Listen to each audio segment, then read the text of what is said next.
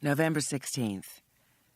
Oh, my darling, dearest Pearl, my only child. How could you do so many vile things to your mother at once? 1. You turned 21. For this, I cannot exactly blame you, though it means I have not even a vestige of a child now.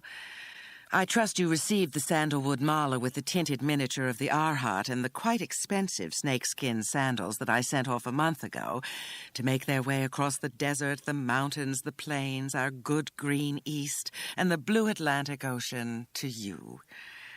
You didn't thank me in your otherwise news-laden letter. 2. You say you are not only taking the fall term off, but may likely never come back to Yale and finish your degree.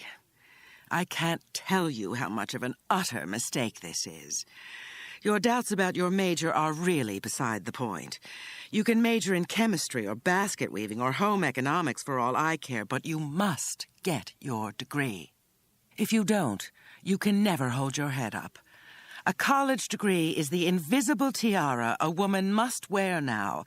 Otherwise, people write her off as a bumpkin, an ignoramus, a throwback, an archaic creature. Look at Princess Diana, how people snicker even at her.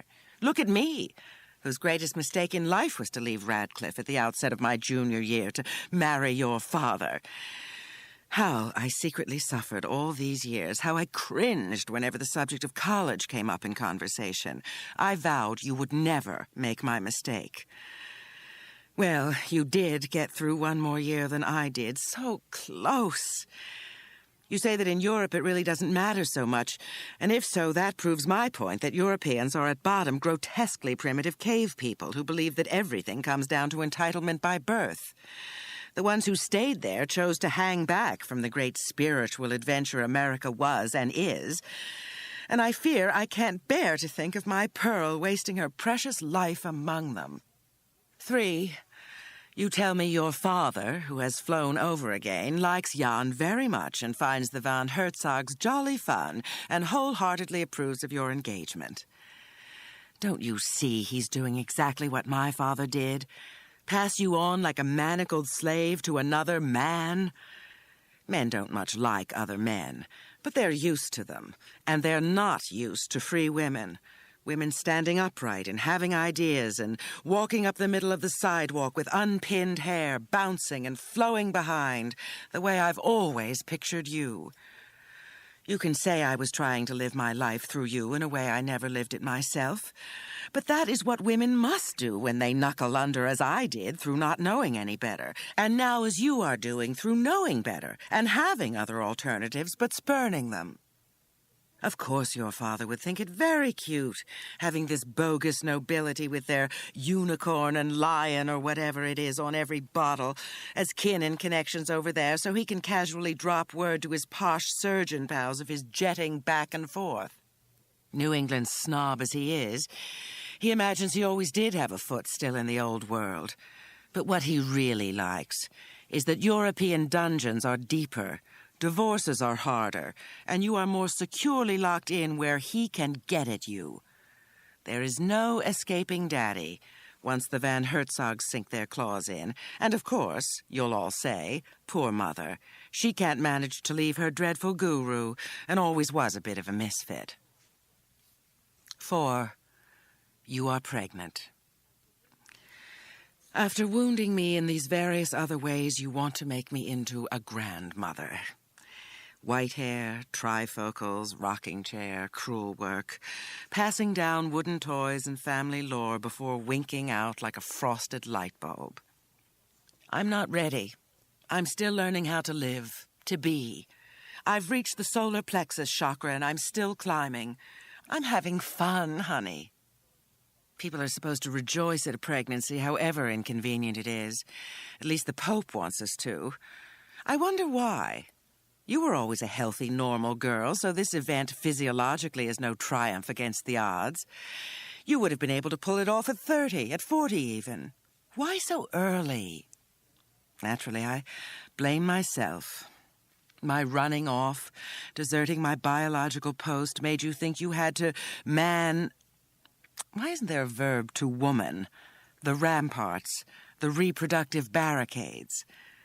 Or am I giving myself and the old riddle of mother-daughter relations too much credit? I suppose that the Van Herzogs and your father have the situation heavily in hand. By even the 5th month, you might get by with an A-line tulle and satin gown. And if it's only the 4th, you could even have the dressmaker give you a bit of a waist.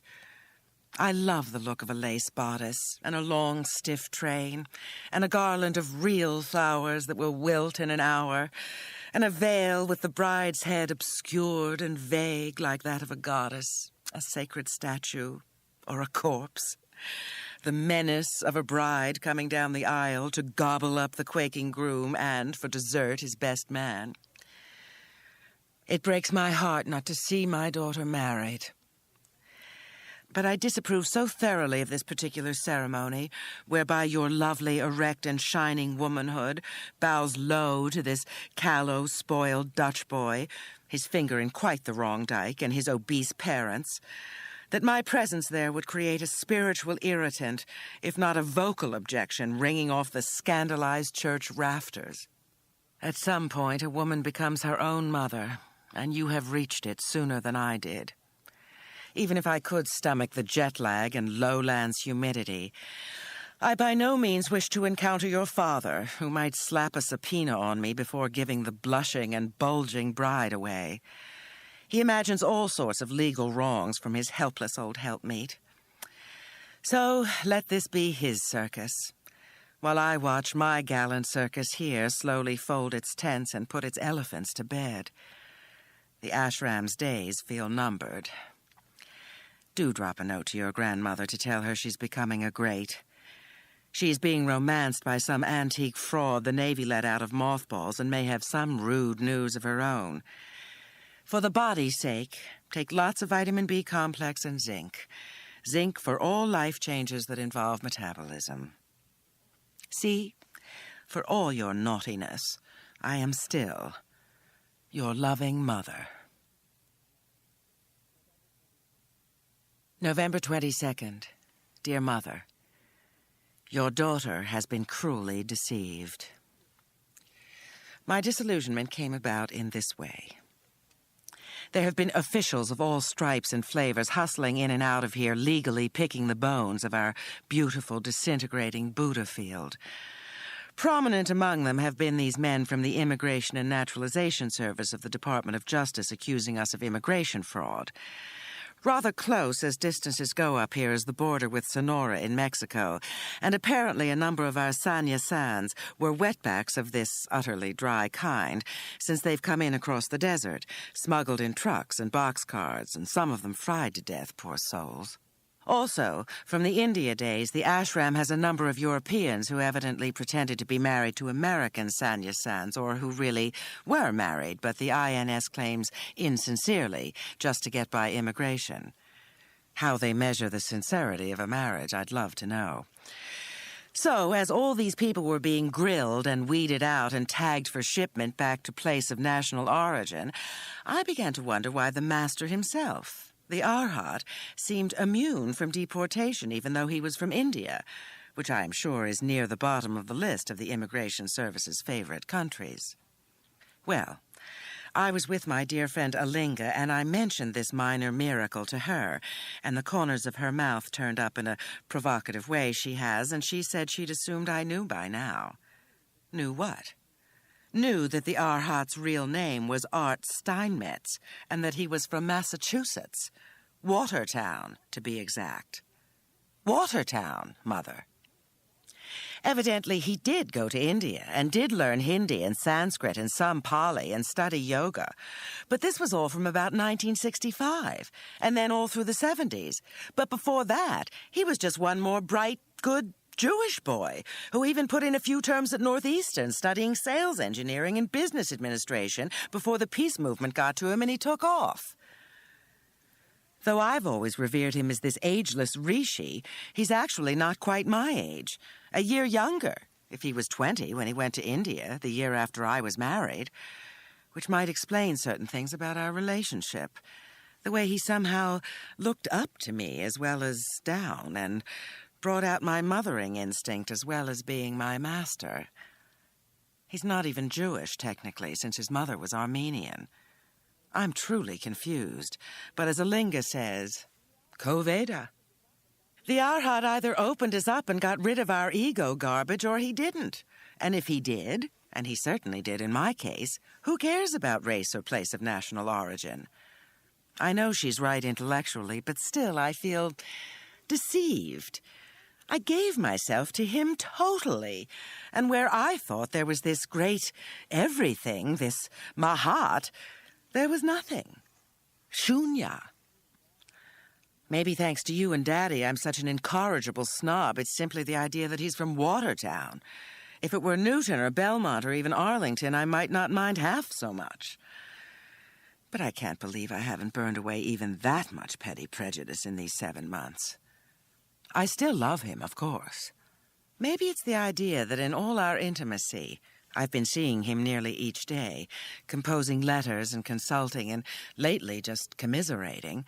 He kept up this pretense and said everything to me in this funny, high-pitched, sing-song accent, while I was responding with my whole heart, with my honest voice.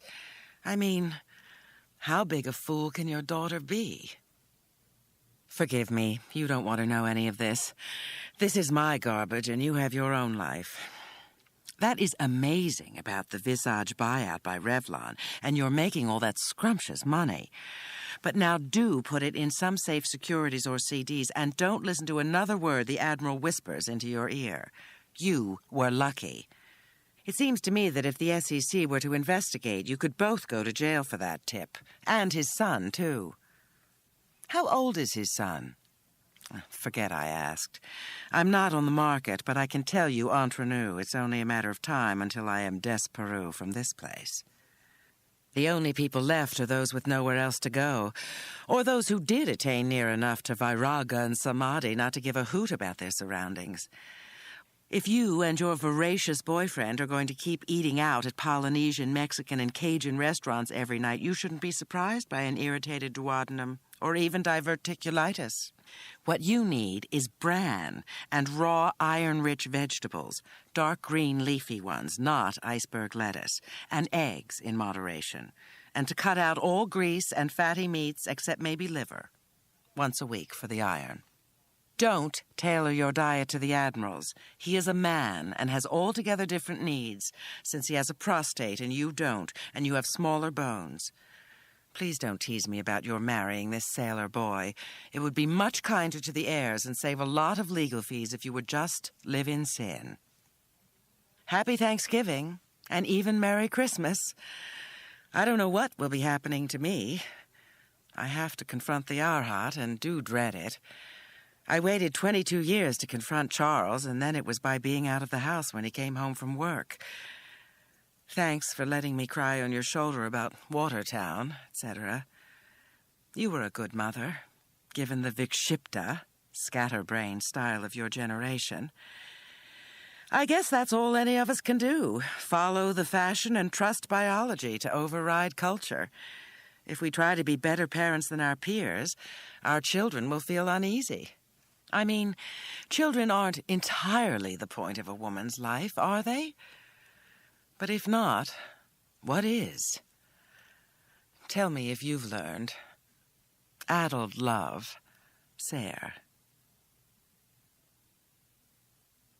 Tape. Namaste, Master. My little Kundalini has been avoiding me these past days. These past days have brought many duties and distractions. And disasters. When I first came here, my leader in dynamic meditation kept shouting at me, "Who are you?" Now I ask the same question of you, Master. Who are you? Who do you think I am? I think you are my master and love and my living path to Buddha. But now I have been told that you are not a holy man from India, but a Jewish American from Watertown, Massachusetts. Which is true, Master? Why may not a holy man come from Watertown? When did this incredible imposture first occur to you? The story of my life. Okay. I was born on Elton Avenue, of these two crazy, mismatched people.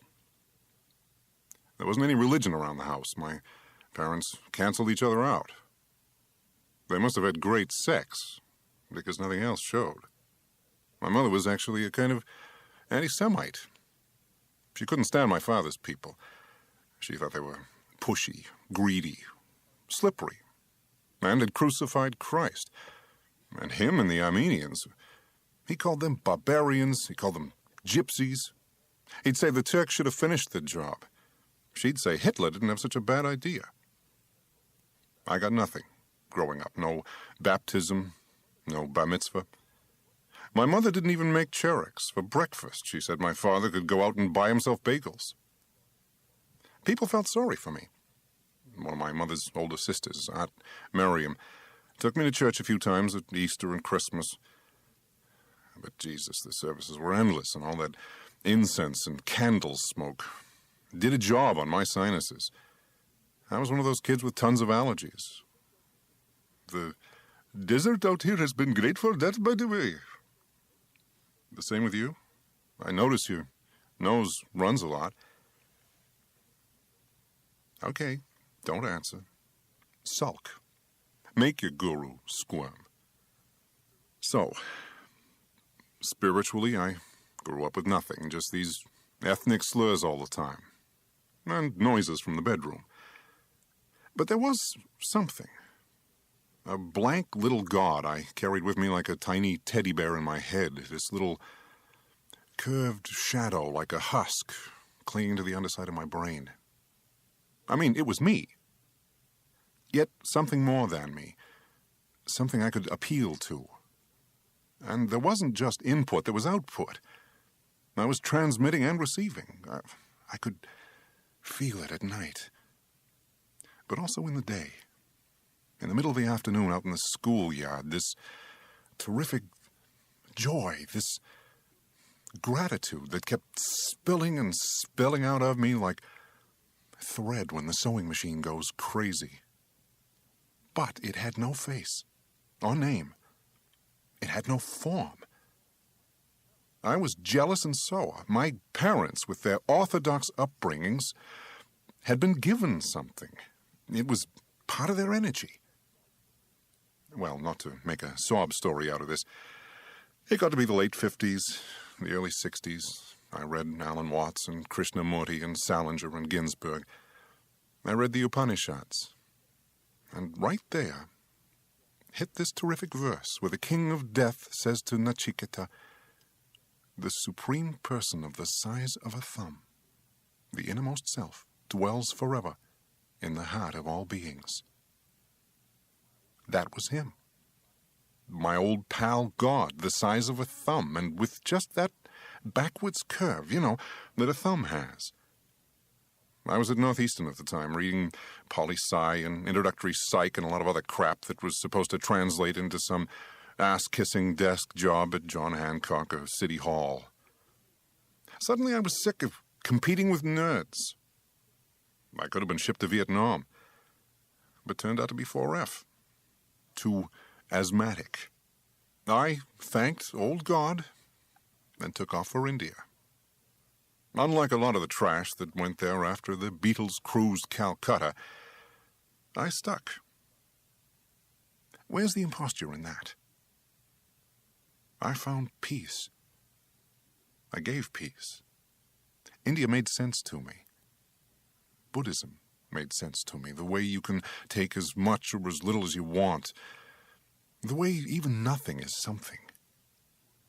After 15 years, I was Indian. The people that came to that first ashram in Ellora were almost all of them Westerners. Why would they want to come to another Westerner? Subliminally, of course, what attracted them was that I was a Westerner. My vasanas spoke their language. I spoke to their hang-ups. But up front, I had to be strange. I had to look like something else.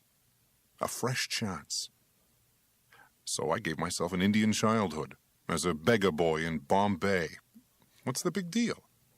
maybe I once was a beggar in Bombay, a Shudra gone to seed, and not good enough even at that.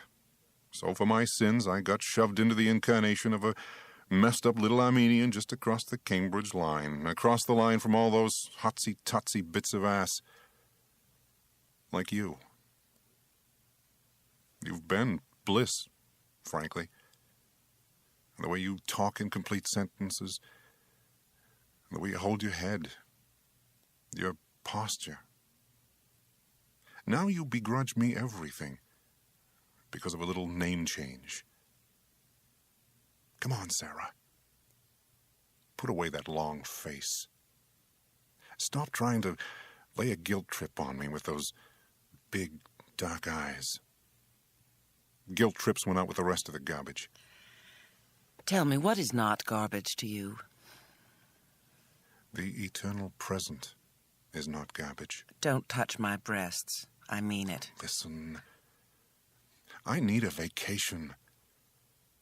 For a man, a woman is a vacation. I need you to love me the way only you can. No, really, hands off, Arthur. Arthur Steinmetz. For a woman to give herself, and it's utterly lovely to give yourself, there has to be an illusion, or it's no good. Maybe illusion isn't the word, since everything's illusion. There has to be an appearance, a possibility of progress. There has to be rectitude. I figure I've had as much Sahas Rara as I can stand.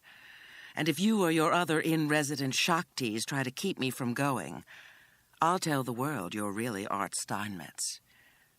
Darling, I'm not kidding. We've had it. End of tape. December 3rd. Gentlemen, enclosed find a check for $100,000 to be paid into my account with your bookshop. The address on this stationery will no longer be valid. In fact, I very much look forward to visiting Samana Cay in the near future and perhaps taking up residence there. So you will know me when you see me. I am rather tall for a woman, with dark and abundant hair, touched with gray as yet but lightly, and with what has been kindly described as a figure of perfect elegance on a large scale. Actually, I don't weigh a pound over 135, which is still a bit heavier than perfection. I look forward very much to browsing in your store, drawing upon some of my considerable credit with you, and acquainting myself with your island and its idyllic, I have every reason to expect, climate. Yours in keen anticipation, Sarah P. Worth. December 7th. Dear Ducky, on the run, but I've been wondering how you're doing. I'll bet sometimes you long to be back in the closet. I know I do. Can you let Charles know ever so minimally, in that wonderful grunting way men have of communicating, that we're ready to talk if he is? As you know better than I, he is highly motivated now, and we can make the terms. I'll settle for half of everything, but begin by asking for it all. The properties and securities, that is. On my alimony, would $4,000 a month be too reasonable? Let's have lunch again, when we're two totally different people. Love, warmed over, Sarah. December 19th. Revered Master, forgive me for leaving unceremoniously. Our farewell was implicit in our every encounter, and within the cycles of karma, meetings and partings are hardly to be distinguished. If Nitya Kalpana is now recovered enough to resume supervision of the Treasury of Enlightenment, kindly explain to her that any apparent discrepancies she notices in the books must be blamed upon the irregular methods of accounting which I, having never attended business school, had to improvise. And if that does not explain everything, blame the diabolical machinations of the perfidious Durga. In return for this courtesy, rest assured that our personal relations and whatever revelations they brought are sealed in my vasanas, to remain there as speechless vidya forever. If not, if you take my meaning. I think our mutual reticence forms a beautiful harmony, a balance of sublime negatives, and pray that you will agree. At our last and frankest discussion, there was a tape recorder between my breasts which you were always kind enough to admire. In my allocation of recently received Artha, more than half has been left in your discretionary fund. 300K ain't hay. May the ashram prosper. Unsigned. December 13th, 15th, 18th. While a full moon comes and goes. Dear Charles, the disgusting news that you are to marry Midge Hibbins knocked me for a loop, I confess. She babbled away blithely about it in the last of these tapes we've been exchanging, as of course you must know. You know everything, it turns out. Though I must say the image of you and Midge holding hands and God knows what all, heavy petting, let's call it, while listening to your poor betrayed wife's gushing taped confessions, is one of the least appetizing images of courtship I have ever entertained. With her really remarkable insensitivity, Midge assumed I'd be pleased by her news. She said she'd been detecting all sorts of guilt in my references to you, and this should ease it. She had mumbled a bit in her tape before the last one about her and Ed having troubles. Of course, leaving out that the main trouble was her wish to switch over to you. And in response to that, I girlishly mentioned this dream in which you and I were making love. And it must have been in response to that she popped her gladsome tidings. I do think she took a fright of jealousy just from my dreaming about you. Talk about possessive. And not even in legal possession yet. I wonder how much you really understand about Midge. She is crass, Charles. She is lively, but not sensitive. In our sessions with Irving, she has never shown the slightest grasp or interest in the philosophy and cosmology underlying Hatha Yoga. As far as she's concerned, it's just a slimming exercise, which she does need, granted. But as far as spiritual energy goes, she might as well be doing aerobics to the Bee Gees. I'm sure she's wonderful in bed. Any woman is when there's a conquest to be made.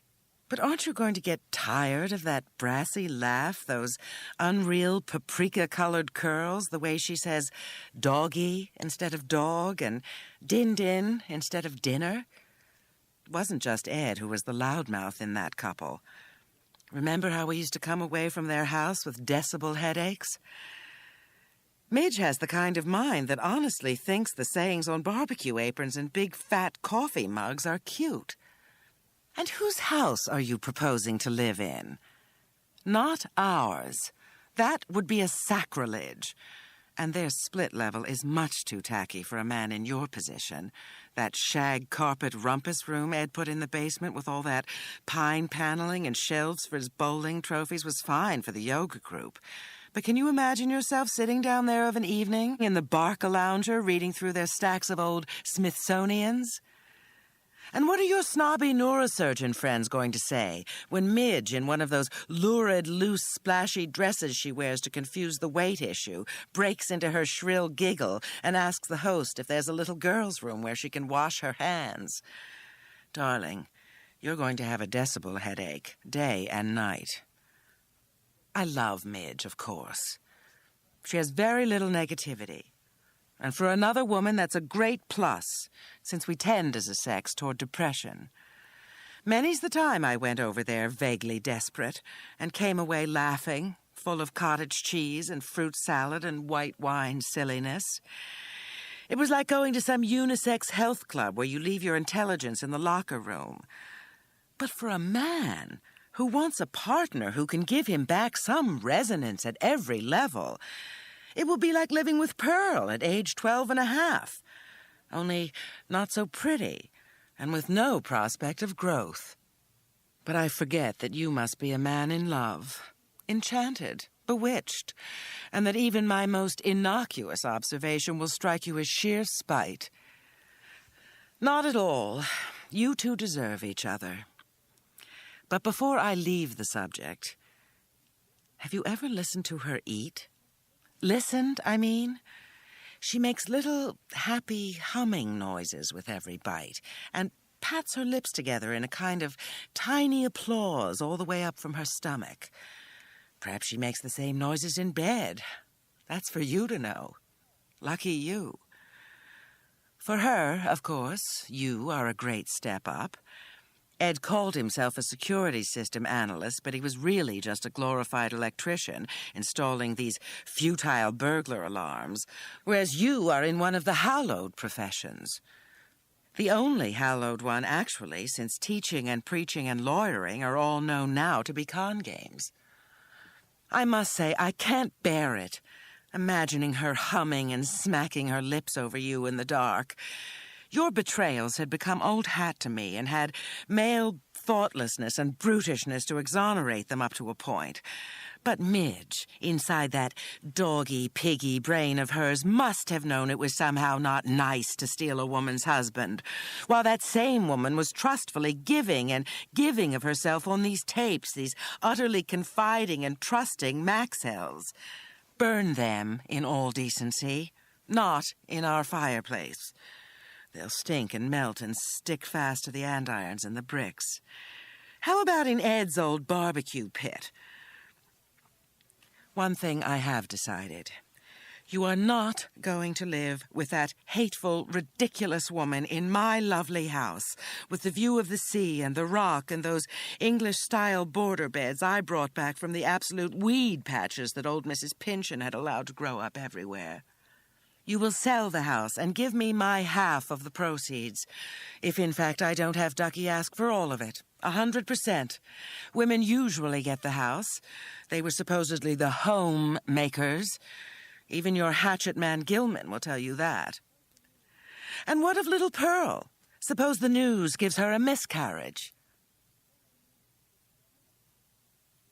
Later, another day. Calmer now. Peace, Charles.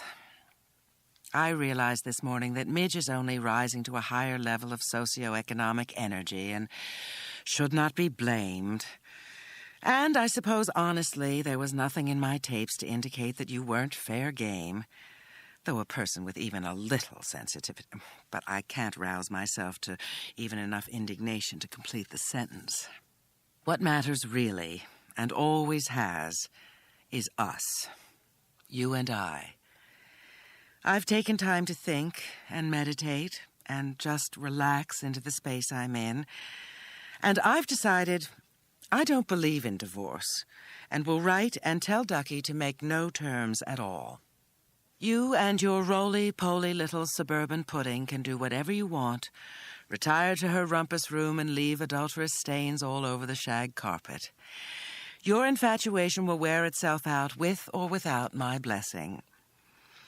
I'm doing you a great favor, blocking a marriage that no sane man, and certainly not my straight-laced, thrifty Charles.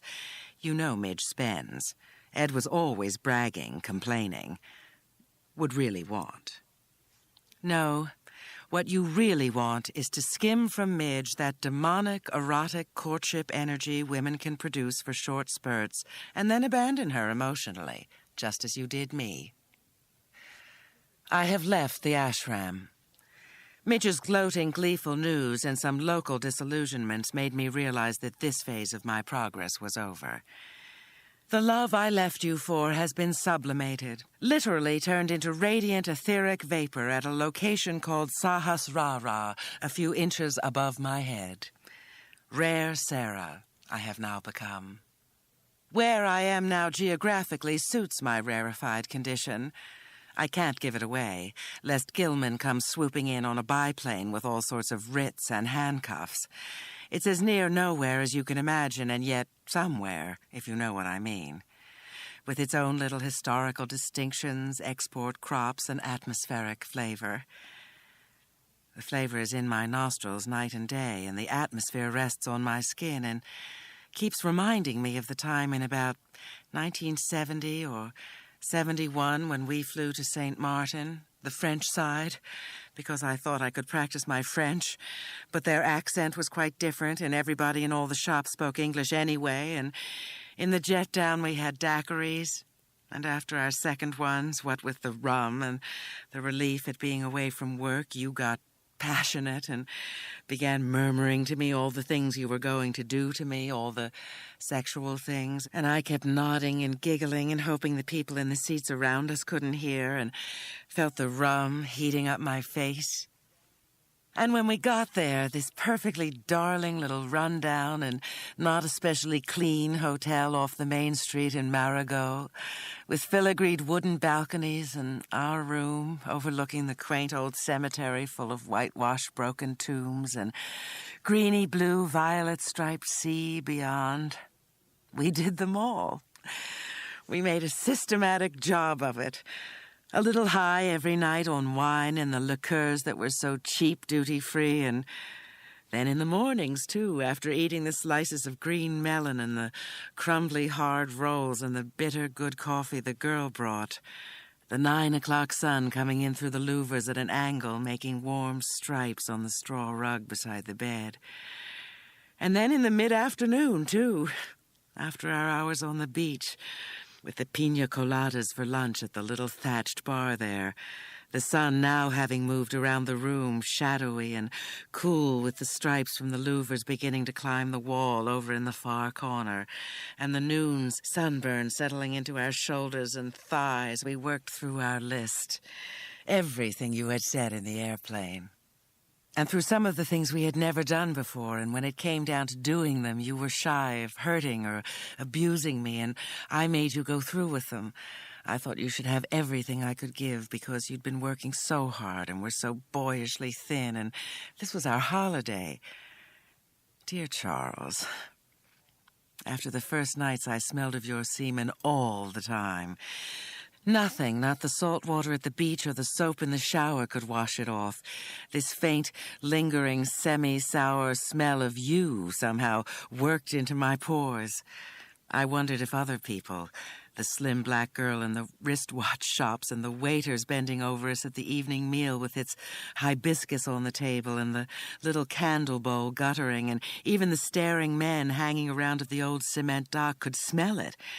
I was terrified they could, but also I liked smelling that way, just soaked in your seed, floating along in this little faintly rancid cloud of sex smell there in the sunshine where nobody knew us. We worked your list through. We did it all the ways we could think or had read about in books, and I felt so married to you, so yours, exuding this punky aroma and aching a bit in the intimate places. I never have known why I didn't get pregnant that time. My cycle was right, and we took no precautions. I was sure we would go back, having started a little brother for Pearl, but it wasn't to be. How odd, when the time we did make a baby was one of those awful, almost virginal times when you came much too soon and I didn't come at all, and we both felt embarrassed and inadequate afterwards. That week in St. Martin, I loved you so much for trusting me with all that seed of yours, the sperm all furiously thrashing and swimming to reach my egg that I was made to carry, my whole intricate body and spirit simply its package and wrapping, really. You didn't hold it back as some men do to give a woman and themselves pleasure. For us, it was more than pleasure. There was a rigor to it, a duty, a ruthless and thorough mutual exploitation, a union at that solemn level where I unwashably smelled, that funny, helpless, hollowish smell semen has, and where I would always be yours. So, with the atmosphere of that week in my mouth and nostrils, and soft on my skin all day where I am now, you can see why I don't believe in divorce and brush away Midge as the bothersome gnat she is. Days later, prolonging the sad pleasure, the beautifully sorrowful. I do enjoy writing to you, old dear. Maybe it's your silence I enjoy. No scolding word about the state of the drapes or dust in the bookcase or about the house going to pot while I dug in the garden or wasted half the day at yoga. You hated my yoga. But maybe Midge will lead you along the eightfold path. Really, it's just stretching exercises and an attempt to still the mind, to quiet the ego and let something other than its clamoring be heard. Now I wonder if my reactions to you and Midge haven't been selfish and non-attached. After all, I did leave and can't really imagine coming back. Midge really has come between us, hasn't she? In a way, the Arhat never did. He belonged to my subtle body, and you to my gross, earthly Stula body. My real body, I suppose you'd say. I felt big enough for you both, if I can claim that without appearing immodest. Charles, I can't express how serene and benign I feel about you and me. Parting is an illusion. Loss is an illusion, just as is gain. We shed our skins, but something naked and white and Amara slithers out and is always the same. I think I eventually will go to Holland and help Pearl bear our grandchild. These Dutch brewers have at least the charm of money. Guilders, isn't it, over there? It all seemed a little soon, but then everything does, I suppose, from being born to dying. I've dropped a note to Ducky asking him to try to work it out with Gilman. As I wrote you last spring, I have the Price salver and teapot and the Peabody flatware and candlesticks and Daddy's Milton and Dunn and Herbert and Vaughan and Marvel. You can't begrudge me those, and I've willed them to the Houghton Library in any case. The stocks that I impulsively sold on the advice of Irving's astrology I do apologize for. Who would have thought the market could keep rising the nonsensical way it has? In compensation, you can have the New Hampshire land. I don't think the loon condos are going to come that way in this century. And I lavishly waive more than half of the assessed present value of our house and the Cape property. I would think the former would be worth $1 million now, with its view, so it should be easy to figure what you owe me if you and Midge have such poor taste as to want to live there, with my ghost sneaking around every corner, rose clippers in hand. I certainly can't picture even so gross a duo as you two humping away in our old four-poster. So when you sell it, point out to the dealer that the carving is by William Lemon of Salem and the gilding by Daggett of Boston. These names add hundreds to the value.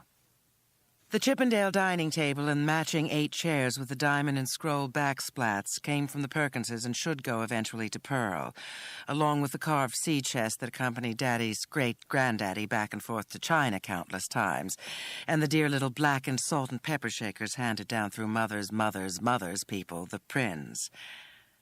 The Worth things are, of course, yours, though I confess I would love to have, here in my lonely cottage by the sea, the flame-stitch wing chair I used to sit in, waiting for you to come home, stitching away at those hateful to-be-monogrammed placemats your tiresome Aunt Hilda inflicted on us as a wedding present.